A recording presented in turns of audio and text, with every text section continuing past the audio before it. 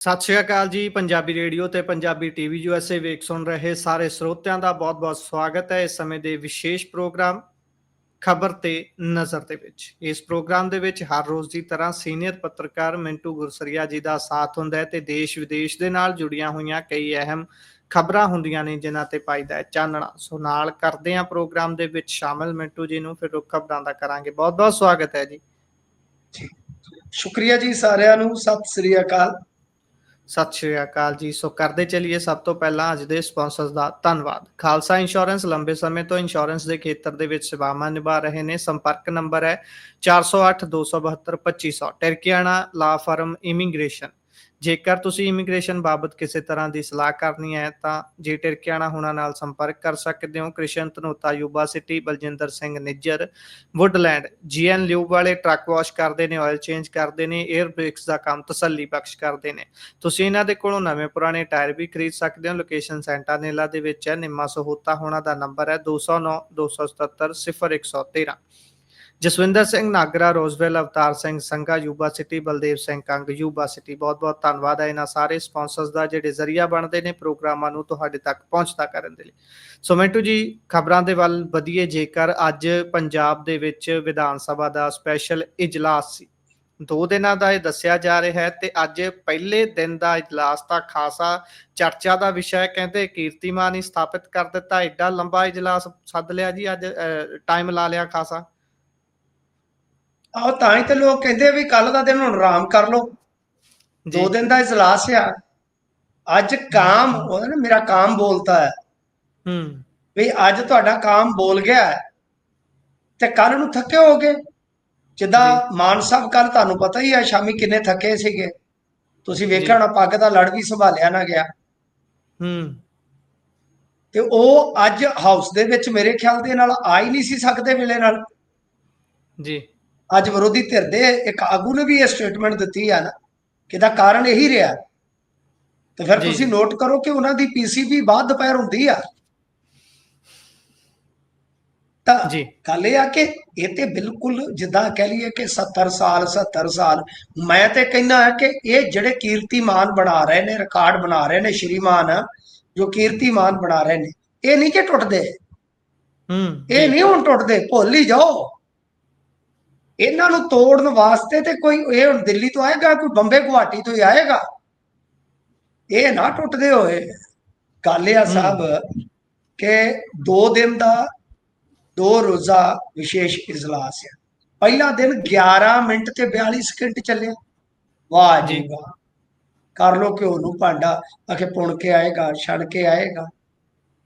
ਆਉਣਾ ਕੀ ਹੁਣ ਗੱਲ ਇਹ ਹੈ ਕਿ ਕੁਲਤਾਰ ਸੰਧਵਾ ਇਸ ਵੇਲੇ ਸਪੀਕਰ ਨੇ।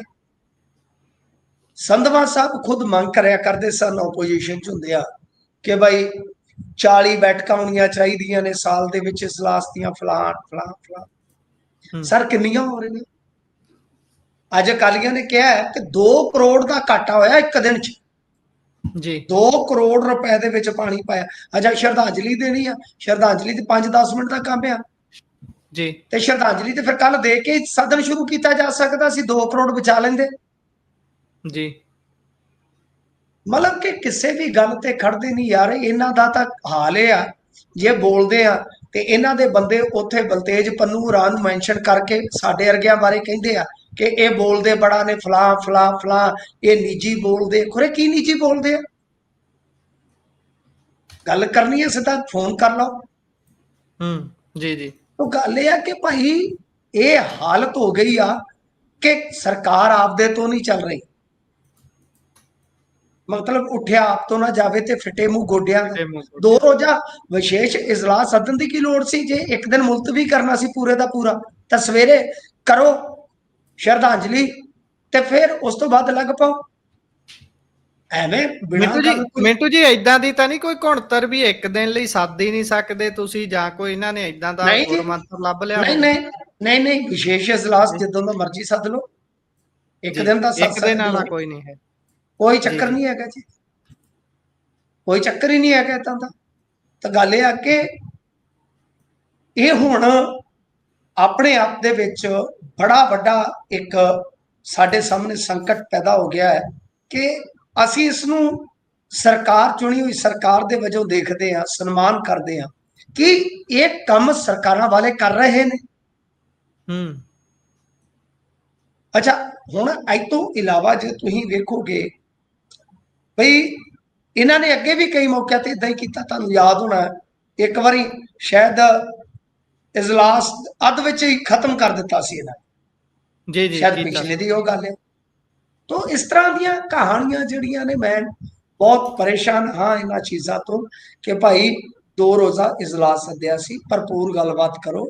ਹਾਂ, ਜੇ ਟਾਈਮ ਵੱਧਦਾ ਹੈ ਤਾਂ ਤੁਸੀਂ ਉਹਦੇ 'ਚ ਹੋਰ ਏਜੰਡਾ ਲੈ ਆਓ, ਬਹਿਸ ਕਰਾ ਲਓ, ਤੇ ਜੇ ਮੰਨ ਲਓ ਟਾਈਮ ਘਟਦਾ ਹੈ ਉਹਨੂੰ ਐਕਸਟੈਂਡ ਕਰ ਲਓ, ਤੁਹਾਨੂੰ ਕੋਈ ਰੋਕ ਰਿਹਾ?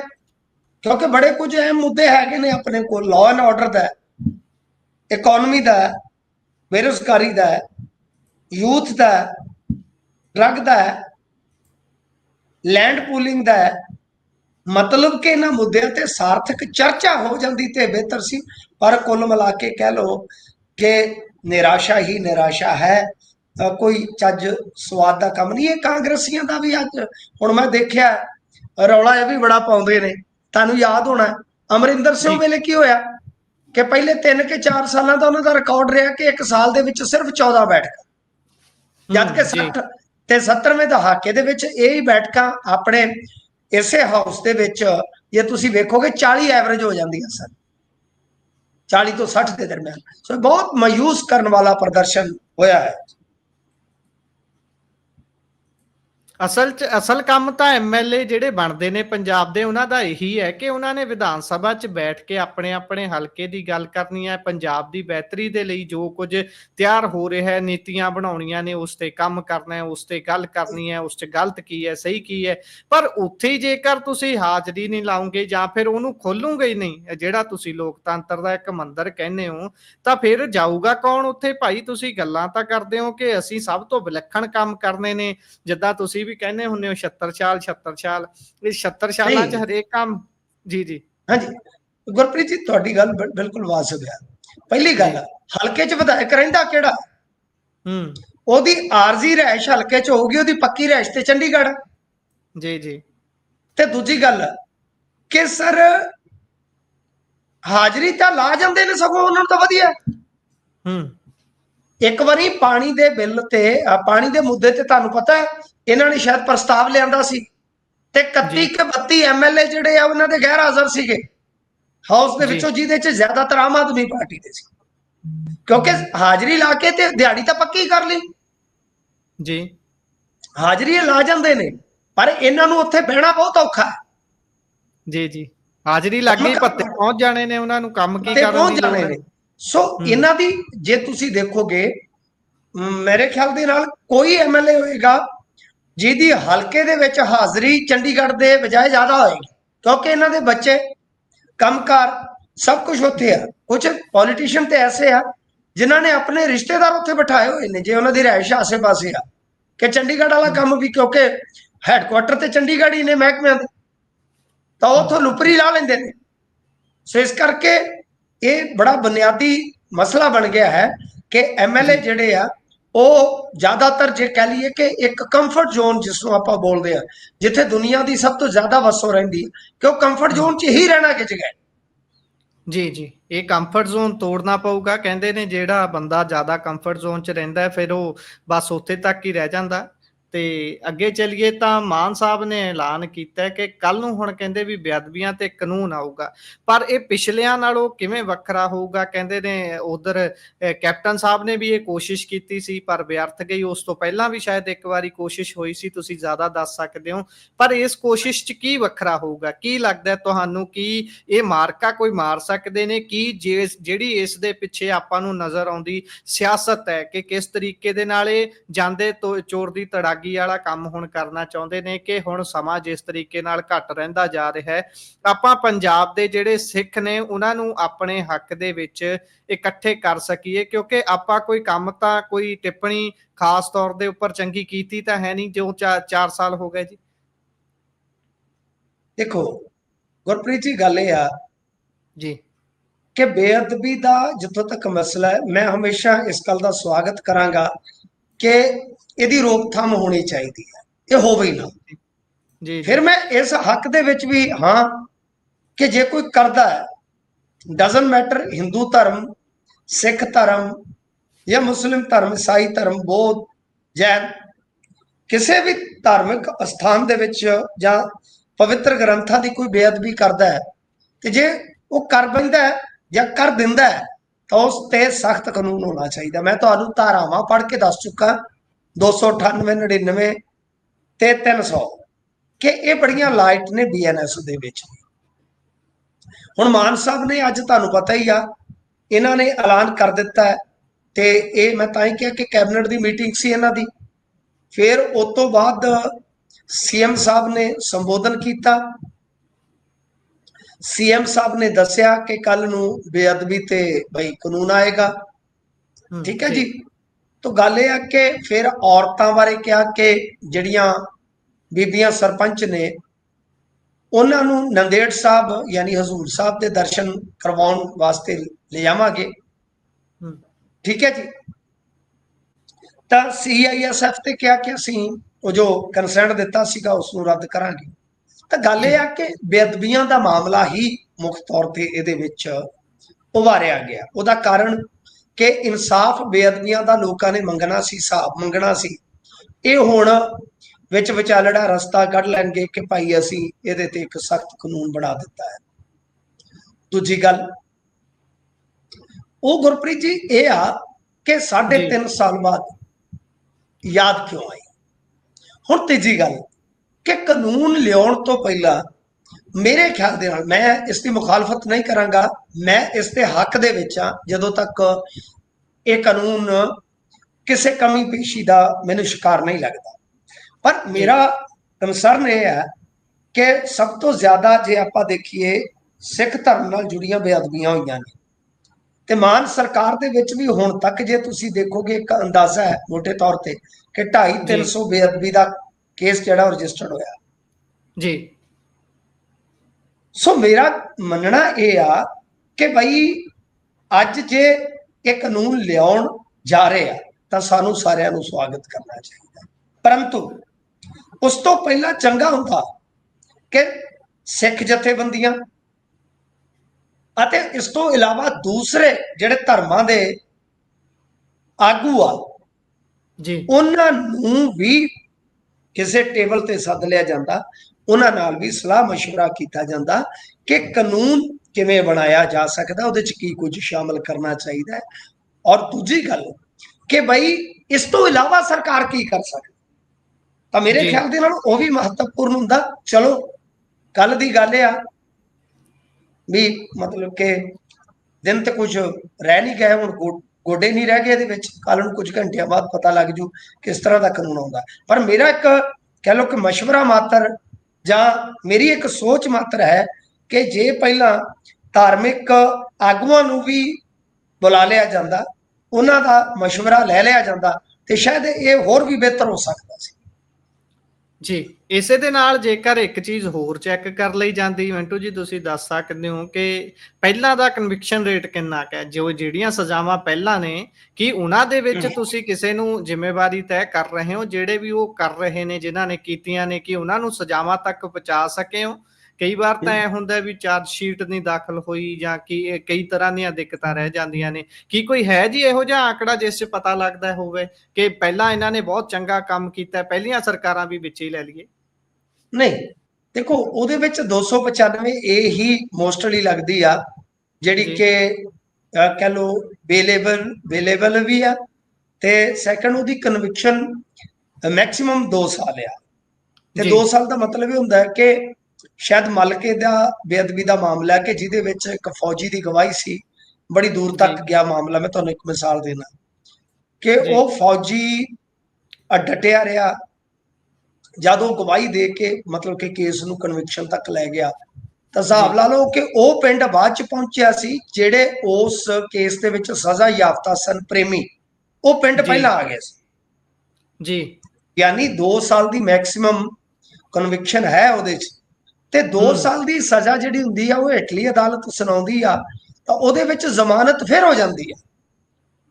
ਹਾਲਾਂਕਿ ਅੱਗੇ ਜਾ ਕੇ ਜੇ ਸੈਸ਼ਨ ਕੋਰਟ ਚੋਂ ਰਹਿ ਜਾਂਦਾ ਕੇਸ ਤੇ ਹਾਈ ਕੋਰਟ ਚੋਂ ਤਾਂ ਹੋ ਸਕਦਾ ਕਿ 6 ਮਹੀਨੇ ਸਾਲ ਗਾਂ ਕੱਟਣਾ ਪਵੇ, ਅਦਰਵਾਈਜ਼ ਜੀ ਉਹਦੇ ਚ ਕੁਝ ਨਹੀਂ ਹੁੰਦਾ। ਹੁਣ ਆਪਾਂ ਹੂੰ, ਦੇਖਾਂਗੇ ਕੇਸ ਤਾਂ ਕੋਈ ਜ਼ਿਆਦਾ ਸਜ਼ਾ ਤੱਕ ਨਹੀਂ ਗਏ, ਕੈਪਟਨ ਜੀ ਸਰਕਾਰ ਨੂੰ ਲੈ ਲਈਏ ਜਾਂ ਵਿੱਚ 3.5 ਸਾਲ ਦਾ ਇਹ ਵਕਫਾ ਲੈ ਲਈਏ ਤਾਂ ਲਾ ਜੀ ਲਓ, ਮੇਰਾ ਇੱਕ ਮੋਟਾ ਅੰਦਾਜ਼ਾ ਹੈ, ਤੁਸੀਂ ਰਫਲੀ ਪੁੱਛਿਆ ਜੀ ਤਾਂ ਤੁਸੀਂ ਰੈਂਡਮਲੀ ਪੁੱਛ ਲਿਆ ਇੱਕ ਅੰਦਾਜ਼ਾ, ਤਾਂ ਮੈਂ ਉਹਦੇ ਚ ਇਹੀ ਕਹਾਂਗਾ ਕਿ ਭਾਈ ਮੋਟਾ ਮੋਟੀ ਕੋਈ 2-4 ਕੇਸ ਹੋਣਗੇ ਇਸ ਵਕਫੇ ਦੇ ਦੌਰਾਨ, ਹੱਦ ਲਾ ਲਓ ਹੂੰ ਕਿ ਦਰਜਨ ਦੇ ਥੱਲੇ ਥੱਲੇ ਹੋਣਗੇ ਕੇਸ ਜਿਹੜੇ ਸਜ਼ਾ ਤੱਕ ਗਏ ਆ, ਪਰ ਉਹਦੇ ਵਿੱਚ ਹੂੰ, ਕੋਈ ਲੰਮੇ ਸਮੇਂ ਵਾਸਤੇ ਜੇਲ੍ਹ 'ਚ ਇਸ ਕਰਕੇ ਨਹੀਂ ਰਹਿੰਦਾ ਗੁਰਪ੍ਰੀਤ ਜੀ, ਕਿਉਂਕਿ ਮੈਕਸਿਮਮ ਕਨਵਿਕਸ਼ਨ ਇਹਦੇ 'ਚ ਬਹੁਤ ਥੋੜੀ ਸੀ। ਜੀ ਸੋ ਆਹ ਗੱਲ ਹੈ, ਇਹਦੇ ਤੇ ਵੀ ਧਿਆਨ ਦੇਣਾ ਬਹੁਤ ਜ਼ਰੂਰੀ ਹੈ, ਤੁਸੀਂ ਚਾਨਣਾ ਪਾਇਆ, ਬਹੁਤ ਧੰਨਵਾਦ। ਹੁਣ ਆਪਾਂ ਅੱਗੇ ਵਧਦੇ ਹਾਂ। ਬਾਜਵਾ ਹੋਣਾ ਨੇ ਕਹਿੰਦੇ ਆਪ ਨੇਤਾਵਾਂ ਦੀ ਸ਼ਿਕਾਇਤ ਕੀਤੀ ਹੈ, ਵੀਡੀਓ ਨੂੰ ਤੋੜ ਮਰੋੜ ਕੇ ਪੇਸ਼ ਕਰਨ ਦਾ ਮਾਮਲਾ ਹੈ। ਦੇਖੋ ਇਹਦੇ ਵਿੱਚ ਜਿਹੜਾ ਸ਼ਿਕਾਇਤ ਦਾ ਗਰਾਊਂਡ ਆ ਬੜਾ ਸਿੰਪਲ ਆ। ਹੂੰ ਬਾਜਵਾ ਨੇ ਕਿਹਾ ਹੈ, ਕਹਿੰਦੇ ਕਿ ਦੇਖੋ ਮੈਂ ਇਹ ਗੱਲ ਕਹੀ ਸੀਗੀ ਜਦੋਂ 25 ਤਰੀਕ ਨੂੰ ਵਿਕਰਮ ਮਜੀਠੀਏ ਦੇ ਘਰ ਰੇਡ ਹੋਈ ਆ, ਜੀ ਤੇ ਮਤਲਬ ਇਹ ਗੱਲ ਇਸ ਆਧਾਰ ਤੇ ਆਖੀ ਕਿ ਬੀਬਾ ਯਾਨੀ ਗਨੀਵ ਕੌਰ ਜੀ, ਉਹ ਵਿਧਾਇਕਾ ਨੇ, ਧੀ ਜੀ ਭੈਣ ਨੇ, ਵੀ ਉਹਨਾਂ ਦੇ ਬੈਡਰੂਮ ਤੱਕ ਵਿਜੀਲੈਂਸ ਦਾ ਚਲੇ ਜਾਣਾ ਠੀਕ ਨਹੀਂ। ਇਹਨਾਂ ਨੇ ਕਥਿਤ ਤੌਰ ਤੇ ਜੋ ਬਾਜਵਾ ਸਾਹਿਬ ਕਹਿ ਰਹੇ ਨੇ ਕਿ ਭਾਈ ਉਸ ਵੀਡੀਓ ਦੇ ਵਿੱਚੋਂ ਗਨੀਵ ਕੌਰ ਦਾ ਨਾਮ ਉਰਿਓ ਕੱਢ ਦਿੱਤਾ ਜੀ ਤੇ ਮਜੀਠੀਆ ਰਹਿਣ ਦਿੱਤਾ। ਇਹਦਾ ਮਤਲਬ ਕਿ ਇੱਕ ਵੀਡੀਓ ਪੇਸ਼ ਕਰ ਦਿੱਤਾ ਕਿ ਮੈਂ ਮਜੀਠੀਏ ਦਾ ਪੱਖ ਪੂਰ ਲਿਆ। ਤੁਹਾਨੂੰ ਯਾਦ ਹੋਣਾ ਨਾ, ਇਹਨਾਂ ਨੇ ਜੀ ਪਿੱਛੇ ਜੀ ਜੇ ਸਾਰਾ ਆਪਦਾ ਪ੍ਰਚਾਰ ਤੰਤਰ ਇਸ ਗੱਲ ਤੇ ਝੋਕ ਦਿੱਤਾ ਸੀਗਾ ਕਿ ਜੋ ਵੀ ਕੋਈ ਮਜੀਠੀਆ ਕੇਸ 'ਚ ਵਿਰੋਧਤਾ ਕਰਦਾ ਹੈ ਜਾਂ ਸਵਾਲ ਕਰਦਾ ਹੈ, ਉਹਨੂੰ ਤੇਜ਼ੀ ਨਾਲ ਜੋੜ ਰਹੇ ਸਨ ਪੰਜਾਬ ਵਿਰੋਧੀ ਜਾਂ ਨਸ਼ਾ ਜੀ ਜੀ ਸਮਰਥਕ ਦੇ ਤੌਰ ਤੇ।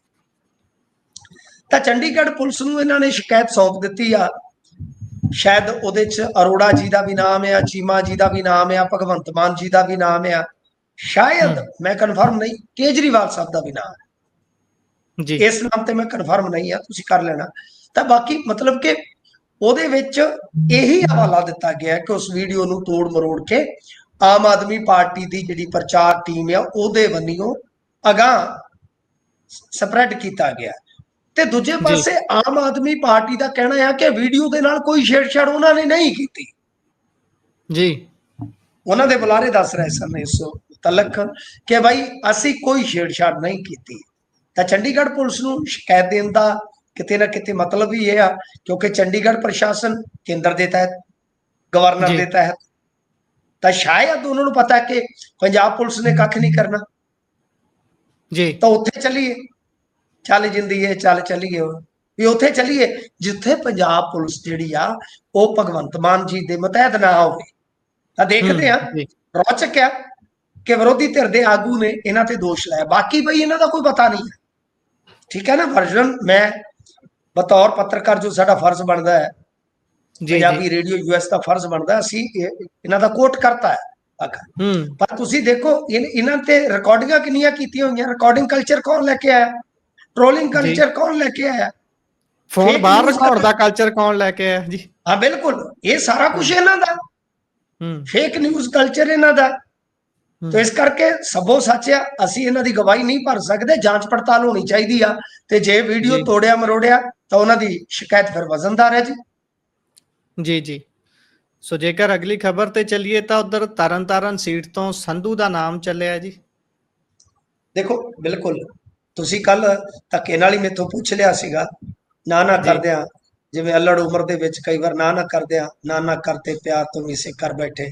ਤਾਂ ਗੱਲ ਇਹ ਆ ਕਿ ਨਾ ਕਰਦਿਆਂ ਵੀ ਤੁਸੀਂ ਮੇਥੋਂ ਨਾਮ ਘਵਾ ਲਿਆ, ਇਹ ਤੁਹਾਡੀ ਚਲੋ ਖੂਬਸੂਰਤੀ ਹੈ, ਅੰਦਾਜ਼ ਆ।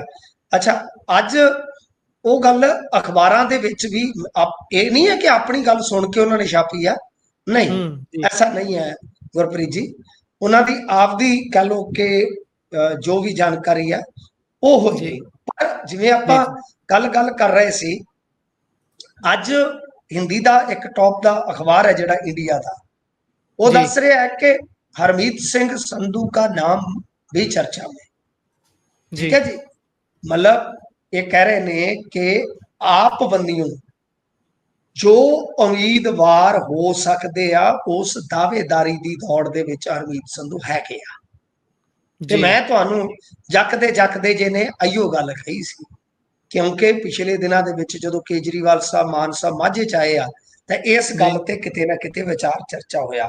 ਹਾਲਾਂਕਿ ਮੇਰੇ ਖਿਆਲ ਦੇ ਨਾਲ ਇਹ ਦਾ ਦੇਖੋ ਕਨਫਰਮ ਨਹੀਂ ਹੈ, ਖਬਰ ਕਈ ਵਾਰ ਪਲਾਂਟ ਵੀ ਕਰਵਾਈ ਜਾਂਦੀ ਆ, ਖਬਰ ਕਈ ਵਾਰ ਦੂਜੇ ਪਾਸਿਓਂ ਲਵਾਈ ਵੀ ਜਾਂਦੀ ਆ। ਪਿਛਲੇ ਦਿਨੀ ਉੱਥੇ ਕੁਝ ਪੋਸਟਰ ਲੱਗੇ ਸਨ ਤਾਂ ਉਹਨਾਂ ਤੇ ਜੀ ਵੀ ਬਵਾਲ ਹੋਇਆ, ਕਿਉਂਕਿ ਦਾ ਉਲਟਾ ਵੀ ਪੈ ਸਕਦਾ ਹੈ ਨਾ ਕਿ ਜਿਨ੍ਹਾਂ ਨੇ ਕੰਮ ਕੀਤਾ, 4-5 ਜੀ ਜਿਹੜੇ ਦਾਅਵੇਦਾਰ ਹੈ ਜਾਂ ਸੋਲ ਫੈਮਿਲੀ ਹੈ, ਔਲਖ ਸਾਹਿਬ ਆ, ਇਹ ਜਿਹੜੇ ਦਾਅਵੇਦਾਰ ਆ 5-6 ਉਹਨਾਂ ਜੀ ਚੋਂ ਜੀ ਕੱਲ ਨੂੰ ਬਰਨਾਲੇ ਵਾਲਾ ਆਪਾਂ ਦੇਖਿਆ ਨਾ ਹਸ਼ਰ ਕੀ ਹੋਇਆ ਸੀ ਹੂੰ ਬਰਨਾਲੇ ਚ ਬਾਠ ਸਾਹਿਬ ਸਨ ਨਾ, ਉਹਨਾਂ ਦਾ ਨਾਮ ਬਾਠ ਜੀ ਸਾਹਿਬ ਜੀ ਸੀ ਬਾਠ ਜੇ ਮੈਂ ਨਹੀਂ ਜੀ ਜੀ ਭੁੱਲਦਾ। ਬਾਠ ਬਾਠ ਬਾਠ ਕੇ ਠਾਠ ਐਸੇ ਹੋ ਗਏ ਕਿ ਉਹਨਾਂ ਨੇ ਉਥੇ ਮਾਂਜ ਕੇ ਰਖਵਾਤਾ ਇਹਨਾਂ ਨੂੰ।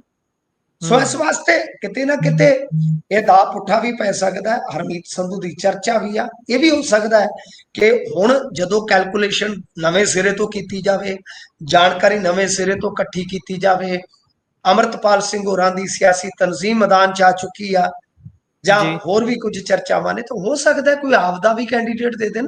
ਪਰ ਹਰਮੀਤ ਸੰਧੂ ਹੋਰਾਂ ਬਾਰੇ ਖਬਰ ਲੱਗਣੀ ਉਹ ਆਪਣੇ ਆਪ ਦੇ ਵਿੱਚ ਜਿਵੇਂ ਆਪਾਂ ਕਹਿ ਲਈਏ ਕਿ ਇੱਕ ਰਾਜਨੀਤਿਕ ਹਲਚਲ ਦਾ ਸੰਕੇਤ ਤੇ ਹੈਗਾ ਹੀ ਆ। ਜੀ ਸੋ ਇਹ ਤਾਂ ਹੈ, ਫਿਰ ਹਲਚਲ ਤਾਂ ਮਚੂਗੀ ਜਦੋਂ ਆਮ ਤੌਰ ਤੇ ਇਹਨਾਂ ਦੇ ਵੀ ਜਿਉਂ ਹੀ ਕੋਈ ਬਾਹਰਲੇ ਬੰਦੇ ਨੂੰ ਟਿਕਟ ਮਿਲਦੀ ਹੈ ਜਾਂ ਕੋਈ ਅਹੁਦਾ ਮਿਲਦਾ ਹੈ। ਸਾਡੇ ਇੱਧਰਲੇ ਬੰਨੇ ਤਾਂ ਖਾਸਾ ਪ੍ਰਚਲਿਤ ਹੈ ਕਿ ਪਹਿਲੇ ਨੰਬਰ ਤੇ ਫੇਸਬੁੱਕ ਭਰਦੇ ਨੇ ਪੁਰਾਣੇ ਭੁਮੱਕੜ ਵੀ ਦਰੀਆਂ ਝਾੜਨ ਨੂੰ ਅਸੀਂ, ਤੇ ਕਹਿ ਲਈਏ ਵੀ ਉਹ ਗੱਲ ਕਹਿੰਦੇ ਹੁੰਦੇ, ਚਲੋ ਆਪਾਂ ਸ਼ਬਦ ਨਹੀਂ ਵਰਤਦੇ, ਵਾਪਸ ਹੀ ਲੈ ਲੈਂਦੇ ਆ, ਉਹ ਕਹਿਣ ਦੇ ਵੀ ਸਾਡਾ ਨੰਬਰ ਨਹੀਂ ਲੱਗਾ ਤੇ ਬਾਹਰੋਂ ਕੋਈ ਲਿਆ ਕੇ ਬਿਠਾ ਦਿੱਤਾ। ਤੇ ਗੱਲ ਇਹੀ ਉਹ ਹੈ, ਚਲੋ ਪੰਜਾਬੀ ਚ ਦੇਖਦੇ ਕਹਿ ਦਿੰਦੇ ਆ ਖਾਣ ਪੀਣ ਨੂੰ ਬਾਂਦਰੀ ਤੇ ਡੰਡੇ ਖਾਣ ਨੂੰ ਰੇਸ਼ਮ, ਬਸ ਇਦਾਂ ਵੀ ਇਹੀ ਕਹਿ ਦਿੰਦੇ ਪਰਹੇਜ ਕਰ ਰਹੇ ਸੀ। ਆ। ਹਾਂਜੀ, ਤਾਂ ਗੱਲ ਇਹ ਆ ਕਿ ਚਲੋ ਨਹੀਂ, ਇਹ ਕੋਈ ਮਾੜੀ ਗੱਲ ਨਹੀਂ ਹੈ।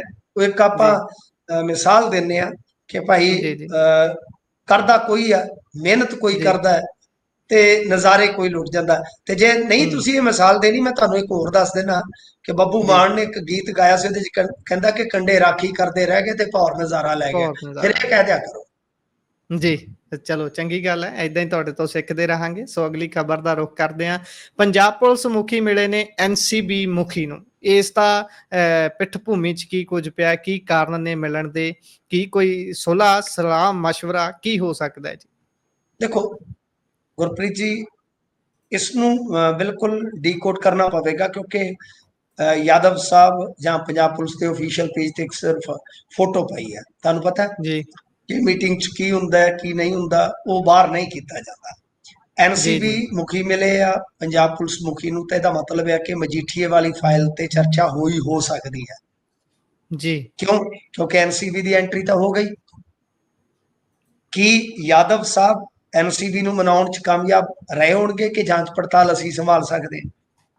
ਜੀ ਦੂਜੇ, ਜੇ ਐਨਸੀਬੀ ਦੇ ਲਿਹਾਜ਼ ਨਾਲ ਦੇਖੀਏ ਤਾਂ ਐਨਸੀਬੀ ਨੂੰ ਪਤਾ ਹੈ ਕਿ ਸਾਡੀ ਬੈਟਿੰਗ ਆਉਣ ਵਾਲੀ ਹੈ।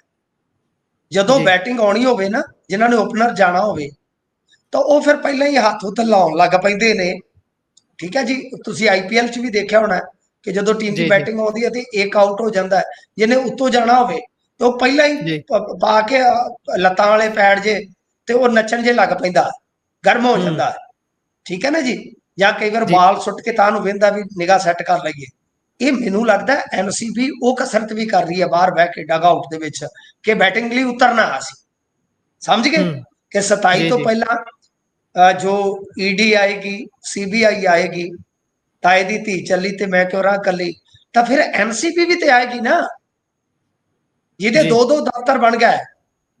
ਤੋ ਇਸ ਕਰਕੇ ਮੇਰੇ ਖਿਆਲ ਦੇ ਨਾਲ ਇਸ ਐਂਗਲ ਤੋਂ ਵੀ ਵੇਖ ਲੈਣਾ ਚਾਹੀਦਾ ਆ, ਕਿਉਂਕਿ ਪਿਛਲੇ ਕੋਈ ਸਮੇਂ ਦੇ ਦੌਰਾਨ ਤੁਸੀਂ ਦੇਖਿਆ ਹੋਣਾ ਰਣਜੀਤ ਸਿੰਘ ਬ੍ਰਹਮਪੁਰਾ, ਜੀ ਠੀਕ ਹੈ ਜੀ, ਉਹਨਾਂ ਦੇ ਸਮਰਥਕਾਂ ਦੇ ਉੱਤੇ ਬੜੀ ਤਾਬੜਤੋੜ ਛਾਪੇਮਾਰੀ ਹੋਈ ਸੀ ਮਾਝੇ ਦੇ ਵਿੱਚ ਐਨਸੀਬੀ ਵੱਲੋਂ। ਜੀ ਯਾਨੀ ਇੱਕ ਸਰਪੰਚ ਖਾਸ ਤੌਰ ਤੇ ਜਿਹਨੇ ਸ਼ਾਇਦ 12 ਦੇ ਇਲੈਕਸ਼ਨ ਦੇ ਵਿੱਚ ਲੱਖਾਂ ਚ ਫੰਡ ਦਿੱਤਾ ਸੀਗਾ, ਉਹਦੇ ਤੋਂ ਜੀ ਪੁੱਛਗਿੱਛ ਵੀ ਹੋਈ ਸੀ, ਯਾਦ ਹੋਣਾ ਤੁਹਾਨੂੰ ਸ਼ਾਇਦ। ਇਹ ਸਾਰੀਆਂ ਚੀਜ਼ਾਂ ਜੇ ਖੋਜ ਕਰੋਗੇ ਤਾਂ ਰਿਕਾਰਡ ਤੇ ਮਿਲ ਜਾਣਗੀਆਂ। ਤਾਂ ਗੱਲ ਇਹ ਹੈ ਕਿ ਐਨਸੀਬੀ ਵਾਕਿਆ ਵਾਰਮ ਅਪ ਹੋ ਰਹੀ ਆ। ਹੂੰ ਜੀ ਐਨਸੀਬੀ ਵੀ ਬਹੁਤ ਜ਼ਿਆਦਾ ਸਰਗਰਮ ਹੋ ਜਾਏਗੀ ਆਉਣ ਵਾਲੇ ਕੁਝ ਸਮੇਂ ਦੇ ਦੌਰਾਨ। ਸੋ ਇਸ ਵਾਸਤੇ ਹੋ ਸਕਦਾ ਹੈ ਕਿ ਐਨਸੀਬੀ, ਇਹ ਤਾਂ ਪੰਜਾਬ ਪੁਲਿਸ ਦੇ ਲਿਹਾਜ਼ ਨਾਲ ਆਪਾਂ ਇੱਕ ਕਿਆਫਾ ਲਾਇਆ ਕਿ ਮਜੀਠੀਆ ਵਾਲੀ ਫਾਈਲ ਦਾ ਸ਼ਾਇਦ ਹੋ ਸਕਦਾ, ਜਿਵੇਂ ਆਪਾਂ ਕਹਿੰਦੇ ਨਹੀਂ ਹੁੰਦੇ ਅੱਜ ਦੀ ਦਿਹਾੜੀ ਮਾਏ ਰੱਖ ਲੈ ਇੱਕ ਦਿਨ ਹੋਰ, ਤਾਂ ਗੱਲ ਇਹ ਆ ਜੀ ਕਿ ਬਈ ਸਾਨੂੰ ਫਾਈਲ ਕੁਝ ਸਮਾਂ ਹੋਰ ਰਹਿਣ ਦਿਓ, ਵਾਵਾ ਵਾਵਾ ਵਾਵਾ ਜੀ ਖੱਟਣ ਡਏ ਆ। ਤੇ ਦੂਜੇ ਪਾਸੇ ਜੀ ਜੀ ਐਨਸੀਬੀ ਇਹ ਵੀ ਕਹਿ ਸਕਦੀ ਹੈ, ਜਾਂ ਹੋ ਸਕਦਾ ਕਿ ਇਸ ਗੱਲ ਤੇ ਚਰਚਾ ਹੋਵੇ ਕਿ ਆਉਣ ਵਾਲੇ ਸਮੇਂ ਦੇ ਵਿੱਚ ਬਈ ਆਪਾਂ ਇੱਥੇ ਗੇੜਾ ਛੇੜਾ, ਤੇਰੀ ਗਲੀ ਵਿੱਚ ਗੇੜਾ ਛੇੜਾ ਲਾਈ ਰੱਖਣਾ। ਤਾਂ ਗੱਲ ਇਹ ਆ ਕਿ ਸ਼ਾਇਦ ਇਹਨਾਂ ਚੀਜ਼ਾਂ ਤੇ ਚਰਚਾ ਹੋਈ ਹੋ ਸਕਦੀ ਹੈ। ਜੀ। ਸੋ ਜੇਕਰ ਆਪਾਂ ਅਗਲੀ ਖਬਰ ਦਾ ਰੁਖ ਕਰੀਏ ਤਾਂ 2 ਟੀਚਰਾਂ ਨੇ ਲਾਈ ਡਰੱਗ ਦੀ ਫੈਕਟਰੀ। ਇਹ ਬੜਾ ਰੌਚਕ ਗੱਲ ਹੈ ਜੀ, ਪਾਇਓ ਜ਼ਰਾ ਚਾਨਣਾ, ਕਹਾਣੀ ਖੋਲਿਓ ਅੱਛਾ, ਕੀ ਹੈ। ਇਹ ਵੀ ਐਨਸੀਬੀ ਨੇ ਫੜੀ ਹੈ। ਜੀ ਆ ਸਾਡੇ ਪਿੰਡਾਂ ਦੇ ਲਹਿੰਦੇ ਪਾਸੇ, ਜਿੱਥੇ ਤੁਸੀਂ ਬੈਠੇ ਹੋ ਜਲੰਧਰ, ਤੇ ਤੁਹਾਡੇ ਲਹਿੰਦੇ ਪਾਸੇ ਅਸੀਂ ਆ ਗਏ। ਜੀ ਬਿਲਕੁਲ ਅਸੀਂ ਟੇਲ ਵਾਲੇ ਆ, ਯਾਨੀ ਪੂਛ ਤੇ ਆ ਗਏ ਪੰਜਾਬ ਜਿੱਧਰੋਂ ਖਤਮ ਹੁੰਦਾ ਜੀ ਹੈ। ਤੇ ਸਾਡੇ ਤੋਂ ਲਹਿੰਦੇ ਵਾਲੇ ਪਾਸੇ ਪੰਜਾਬੀ ਬੈਲਟ ਹੈ, ਗੰਗਾ ਨਗਰ, ਹਨੂਮਾਨਗੜ੍ਹ, ਸੰਗਰੀਆ, ਮਟੀਲੀ। ਤਾਂ ਜੀ ਮਤਲਬ ਇਸ ਜਗ੍ਹਾ ਤੇ ਕੀ ਆ ਕਿ ਪੰਜਾਬੀ ਬਹੁਤ ਵਸਦੇ ਆ, ਤੇ ਇਹਨਾਂ ਦੇ ਵਿੱਚੋਂ ਆਪਣੇ ਜਿਹੜੇ ਆ ਨਾ ਸਿੱਖ ਵੀ ਬਹੁਤ ਨੇ, ਜੱਟ ਸਿੱਖ ਵੀ ਖਾਸ ਤੌਰ ਤੇ। ਜੀ ਤੁਹਾਨੂੰ ਮਾਣ ਮਿਲ ਜਾਣਗੇ, ਦਰਬਰਾੜ ਮਿਲ ਜਾਣਗੇ, ਇਸ ਤਰ੍ਹਾਂ ਸਾਰੇ ਮਿਲ ਜਾਣਗੇ। ਤੋਂ ਇਸ ਦਰਮਿਆਨ ਇੱਕ ਖਬਰ ਆਉਂਦੀ ਹੈ ਕਿ ਇੱਕ ਫਲੈਟ ਦੇ ਜੀ ਵਿੱਚ ਇਸ ਤਰ੍ਹਾਂ ਇਹਨਾਂ ਨੇ ਫੈਕਟਰੀ ਲਾ ਰੱਖੀ ਸੀ, ਐਮਡੀ ਡਰੱਗ 15 ਕਰੋੜ ਦੀ ਹੁਣ ਤੱਕ ਵੇਚ ਚੁੱਕੇ ਸਨ, ਤੇ ਕੁਝ ਜੀ ਇਹਨਾਂ ਦੇ ਕੋਲੋਂ ਡਰੱਗ ਬਰਾਮਦ ਹੋਇਆ। ਬਾਕੀ ਉਹ ਜਿਹੜੇ ਘੁੱਪੇ ਜੇ ਰੱਖੇ ਹੁੰਦੇ ਆ, ਆਪਾਂ ਵੇਖਿਆ ਨਹੀਂ ਸਾਇੰਸ ਦੀ ਜਿਹੜੀ ਉਹ ਹੁੰਦੀ ਆ ਪ੍ਰਯੋਗਸ਼ਾਲਾ, ਜੀ ਜੀ ਸਾਇੰਸ ਰੂਮ, ਸਾਡੇ ਟਾਈਮ 'ਚ ਸਾਇੰਸ ਰੂਮ ਹੁੰਦਾ ਸੀ। ਮੈਨੂੰ ਤੇ ਕੁਝ ਨਹੀਂ ਪੈਂਦਾ ਸੀ ਪੱਲੇ, ਆ ਕਿਹੜੀ ਆ L1 R1 ਮੈਨੂੰ ਨਹੀਂ ਸੀ ਪਤਾ ਲੱਗਦਾ ਹੁੰਦਾ। ਤੇ ਉਹ ਕੁੱਪੇ ਜੇ ਚੋਂ ਵੀ ਪ੍ਰਯੋਗ ਕਰਨ ਲੈ ਜਾਂਦੇ ਹੁੰਦੇ ਸੀ, ਤੇ ਉਹ ਅਸੀਂ ਤੇ ਸਗੋਂ ਕੋਈ ਨਾ ਕੋਈ ਉੱਥੇ ਬਲਾ ਤੋੜ ਦਿੰਦੇ ਹੁੰਦੇ ਸੀ, ਕੱਚ ਕੁੱਚ ਦੀ, ਮੇਰੇ ਹੱਥੋਂ ਤੇ ਟੁੱਟ ਜਾਂਦੀ ਸੀ। ਉਹ ਕਹਿੰਦੇ ਬਹੁਤੇ ਇਹਦਾ ਸਕੂਲਾਂ 'ਚ ਇੱਥੇ ਨਾਲ ਰੌਚਕ ਗੱਲ ਵੀ ਕਰ ਲਈਏ, ਬਹੁਤੇ ਸਕੂਲਾਂ 'ਚ ਤਾਂ ਅੱਜ ਕੱਲ ਇਹ ਹਾਲ ਹੈ, ਉਹ ਵਾਲੀ ਲੈਬ ਦੇ ਵਿੱਚ ਕਈਆਂ ਤਸਲੇ ਹੀ ਪਏ ਹੁੰਦੇ ਨੇ ਜੀ, ਵਰਤਦਾ ਅੱਛਾ ਕੋਈ ਜੀ, ਨਹੀਂ ਉਹਨਾਂ ਨੂੰ ਹੁਣ। ਹਾਂਜੀ, ਨਹੀਂ ਸਾਡੇ ਉਹਨਾਂ ਨੇ ਕੁੱਪੇ ਜੇ ਰੱਖੇ ਹੁੰਦੇ ਸੀ, ਤੇ ਮੈਨੂੰ ਜੀ ਤੇ ਜੀ ਸਮਝ ਨਹੀਂ ਸੀ ਲੱਗਦੀ ਕਿ ਕਿਹੜਾ ਕੀ ਪਾਉਣਾ, ਕਿੱਧਰ ਕੀ ਪਾਉਣਾ ਹੈ। ਉਹ ਕਹਿੰਦੇ ਹੁੰਦੇ ਸੀ ਹੂੰ ਇਹ ਤਾਂ ਆਇਨਸਟੀਨ ਬਣ ਗਿਆ, ਇਹਨੂੰ ਰਹਿਣ ਦਿਆ ਕਰੋ, ਇਹਨੂੰ ਤੇ ਲਿਆਉਣ ਦੀ ਲੋੜ ਹੀ ਨਹੀਂ ਸਾਇੰਸ ਰੂਮ 'ਚ। ਤਾਂ ਗੱਲ ਇਹ ਜੀ ਆ, ਜੀ ਉਦੋਂ ਬਕਾਇਦਾ ਸਾਇੰਸ ਟੀਚਰ ਹੁੰਦਾ ਸੀਗਾ ਜੀ। ਜੀ ਤਾਂ ਖੈਰ ਗੱਲ ਇਹ ਆ ਕਿ ਬਈ ਹੁਣ ਇਹਨਾਂ ਦੋਵਾਂ ਨੇ, ਜਿਹੜੇ ਟੀਚਰ ਹੈ ਵਿਗਿਆਨ ਦੇ, ਤੇ ਟੀਚਰ ਜੀ ਵਿਗਿਆਨ ਦੇ ਆ, ਬਣ ਜੀ ਗਏ ਜੀ ਸਮਾਨ ਦੇ, ਸਮਾਨ ਬਣਾਉਣ ਲੱਗ ਪਏ ਦੋਵੇਂ। ਕਹਿੰਦੇ ਫਾਰਮੂਲੇ ਤੇ ਆਪਣੇ ਕੋਲ ਸਾਰੇ ਹੀ ਆ, ਚਲੋ ਜੀ ਚੱਲ ਮਿੱਤਰਾ ਹੋ ਜਾ ਤਿਆਰ। ਤਾਂ ਜਿਵੇਂ ਨਾ ਇੱਕ ਨਾ ਨੇਕ ਮਟਰਾਂ ਵਾਲਾ ਕਮੇਡੀਅਨ ਆਇਆ ਸੀਗਾ ਜੀ ਕਿਸੇ ਟਾਈਮ, ਉਹਦਾ ਕੈਸਟ ਦਾ ਨਾਂ ਸੀ ਪੁਲਿਸ ਨਾਕਾ। ਉਹ ਕਹਿੰਦਾ ਜੀ ਇਕੱਠੇ ਹੋ ਗਏ ਅਮਲੀ ਚਾਰ, ਚਾਰਾਂ ਕੀਤੀ ਇੱਕ ਵਿਚਾਰ। ਜੀ ਉਹ ਫਿਰ ਮਤਲਬ ਕਿ ਅੱਗੇ ਸਾਰਾ ਬਣਾਉਂਦਾ ਹੈ ਕਿ ਕਿਵੇਂ ਉਹ ਫਿਰ ਨਾਕਾ ਲਾਉਂਦੇ ਨੇ, ਫਰਜ਼ੀ ਨਾਕਾ ਲਾਉਂਦੇ ਨੇ। ਲਿਹਾਜ਼ਾ ਜੀ ਮਤਲਬ ਕਿ ਜੇ ਆਪਾਂ ਇਹਦੀ ਗੱਲ ਕਰੀਏ ਤਾਂ ਇਹ ਦੋਵੇਂ ਡਰੱਗ ਬਣਾਉਣ ਲੱਗ ਪਏ। ਫਿਰ ਉਸ ਤੋਂ ਬਾਅਦ ਐਨਸੀਬੀ ਨੇ ਇਹਨਾਂ ਨੂੰ ਦਬੋਚਿਆ, ਪਰ ਬਹੁਤ ਸ਼ਰਮਨਾਕ ਗੱਲ ਆ ਕਿ ਇੱਕ ਜੀ ਤਾਂ ਸਰਕਾਰੀ ਟੀਚਰ ਸੀ, ਇੱਕ ਪ੍ਰਾਈਵੇਟ ਸਕੂਲ ਦਾ ਟੀਚਰ ਸੀਗਾ। ਬਹੁਤ ਮੰਦਭਾਗੀ ਗੱਲ ਆ। ਤੇ ਮੈਂ ਤੇ ਹਾਸੇ 'ਚ ਕਿਹਾ ਸੀ, ਮੈਂ ਕਿਹਾ ਹੁਣ ਇਹਨਾਂ ਨੂੰ ਜੇਲ੍ਹ 'ਚ ਵੀ ਆਡੀ ਰੱਖਿਓ, ਕਿਤੇ ਇਹ ਨਾ ਹੋਵੇ ਕਿ ਉੱਥੇ ਫਾਰਮੂਲਾ ਕੋਈ ਸੈੱਟ ਕਰ ਦੇਣ ਕਿ ਗੁੜ ਲਿਆਓ ਤੇ ਇੱਥੋਂ ਸਾਬਣ ਚੱਕ ਲਓ, ਇੱਕ ਵਰਗ ਆਕਾਰ ਦਾ ਕੋਈ ਰਬੜ ਦਾ ਭਾਂਡਾ ਚੱਕ ਲਓ, ਇੰਨੇ ਟੈਂਪਰੇਚਰ ਦੇ ਵਿੱਚ, ਇਹੋ ਜਿਹੀ ਮਿੱਟੀ ਦੇ ਵਿੱਚ ਇਸ ਨੂੰ ਨੱਪ ਦਿੱਤਾ ਜਾਵੇ, ਉੱਥੇ ਸ਼ਰਾਬ ਕੱਢ ਲੈਣ ਕੈਦੀ, ਉੱਥੇ ਪੀ ਕੇ ਤੇ ਲਲਕਾਰੇ ਮਾਰਦੇ ਫਿਰ ਮਿੱਤਰਾਂ ਦੇ ਹੋਸਟਲ ਜੀ ਵਿੱਚ, ਬੱਲੀਏ ਦੇ ਤੇਰੇ ਨਾਂ ਤੇ ਵੱਜਣ ਲਲਕਾਰੇ, ਕਿਤੇ ਉਹ ਕੰਮ ਨਾ ਹੋ ਜਾਵੇ। ਹੋਰ ਮਾਹੌਲ ਪੂਰਾ ਬੇਬੀ ਹੋ ਜਵੇ ਉੱਥੇ। ਚਲੋ ਅੱਗੇ ਚੱਲਦੇ ਹਾਂ। ਤੇ ਵੋਟਰ ਸੂਚੀਆਂ ਦੇ ਮਾਮਲੇ ਦੇ ਵਿੱਚ ਸੁਪਰੀਮ ਕੋਰਟ 'ਚ ਅੱਜ ਸੁਣਵਾਈ ਹੋਈ ਹੈ ਜੀ। ਕੀ ਇਲੈਕਸ਼ਨ ਕਮਿਸ਼ਨ ਨੂੰ ਕਿਸੇ ਤਰ੍ਹਾਂ ਦੀ ਹਦਾਇਤ ਹੋਈ ਹੈ ਕਿ ਰਹਿ ਬਾਗਾਂ ਖੁੱਲੀਆਂ ਨੇ ਹਾਲੇ ਵੀ ਜੀ? ਨਹੀਂ, ਮੇਰੇ ਖਿਆਲ ਦੇ ਨਾਲ ਇਹ ਜਿਹੜਾ ਮਾਮਲਾ ਹੈ ਨਾ ਗੁਰਪ੍ਰੀਤ ਜੀ 50-50 ਹੋ ਗਿਆ ਮੇਰੇ ਖਿਆਲ ਦੇ ਨਾਲ। ਕਿਉਂ? ਜੀ ਕਿਉਂਕਿ ਦੇਖੋ, ਇੱਕ ਤੇ ਇਹ ਆ ਕਿ ਡਿਟੇਲਡ ਚੀਜ਼ਾਂ ਆਪਣੇ ਕੋਲ ਨਹੀਂ ਆਈਆਂ, ਇਹ ਜੀ ਹਾਲ ਦੀ ਅਪਡੇਸ਼ਨ ਹੈ। ਇਹਦੇ 'ਚ ਜਦੋਂ ਡਿਟੇਲਡ ਸਾਰਾ ਕੁਝ ਆ ਜਾਏਗਾ, ਕਿਉਂਕਿ ਮਾਮਲਾ ਸੁਪਰੀਮ ਕੋਰਟ ਨਾਲ ਜੁੜਿਆ ਤੇ ਜੀ ਆਪਾਂ ਉਹਦੇ ਤੇ ਹੋਰ ਵੀ ਦੀਰਘ ਢੰਗ ਦੇ ਨਾਲ ਵਿਚਾਰ ਕਰ ਸਕਦੇ ਹਾਂ।